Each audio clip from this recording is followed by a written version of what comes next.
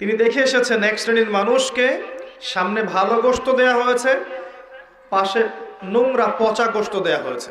তারা ভালো গোশত খাচ্ছে না, পচা গোশতগুলো খাচ্ছে। নবীজি বললেন, এরা হচ্ছে, নবীজিকে বলা হলো, এরা হচ্ছে আপনার উম্মতের সেই সব ব্যক্তি যাদের বাসায় পবিত্র স্বামী ছিল, স্বামী থাকা সত্ত্বেও পরকিয়া করেছে পরপুরুষের সাথে। আর এই পরকিয়া শুধু যৌন সম্পর্কে বোঝানো হয় না, এই ফোনে কথা বলা, এই অন্যের হাজবেন্ডের দিকে মন্দ চোখ দিয়ে তাকানো, তাদের সাথে কফি খাওয়া, মেলামেশা করা, এগুলো সবই পরকের অন্তর্ভুক্ত। শুধুমাত্র বিছানায় যৌন সম্পর্কটাই পরকিয়া নয়, চোখের, মনের, কথার, কানের সমস্ত জেনাই পরকের অন্তর্ভুক্ত। আমরা মা বোনদেরকে সতর্ক থাকার অনুরোধ করব।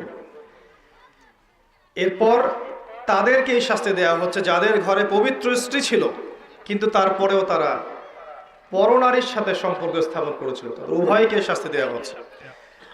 আর এক শ্রেণীকে শাস্তি দেওয়া হচ্ছে মেয়েদের বুকের মধ্যে শিক যেটা থাকে, শিক নাকি আপনারা বলেন বুঝি না আমরা, লোহার মতো বাঁকানো একটা শিক, এটা ঢুকিয়ে দিয়ে ঝুলিয়ে রাখা হয়েছে এবং জাহান্নামে আযাব দেওয়া হচ্ছে। এরা ছিল আপনার উম্মতের সেই সব ব্যক্তি যারা ওই সব নারী ছিল যারা ব্যভিচার করেছে বা জিনা করত। জিনার এই পথ পুরুষদের মাধ্যমে যতটা না উন্মুক্ত হয়, নারীদের মাধ্যমে তার চেয়ে বেশি উন্মুক্ত।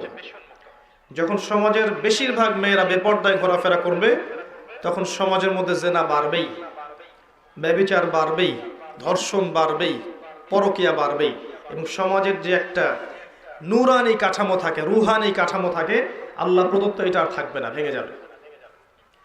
আমরা আমাদের মা বোনদেরকে অনুরোধ করব, ছোটবেলা থেকেই আপনার মেয়েকে, আপনার বোনকে পর্দা করতে শেখান। সম্ভ্রম একবার চলে গেলে এই বিশ্ব নেতারা, রাষ্ট্র নেতারা, অর্থনৈতিক নেতারা, সমাজের নেতারা কখনো সম্মানটুকু ফিরিয়ে দিতে পারবে না। আপনার আমার সম্মান আমাদেরকেই রক্ষা করতে হবে, আমাদের পরিবারের মূল্যবোধ আদর্শ আমাদেরকেই রক্ষা করতে হবে।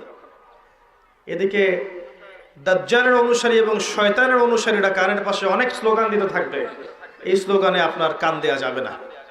আল্লাহ পাক বোঝার তৌফিক দান করুন, আমিন। আর অনেক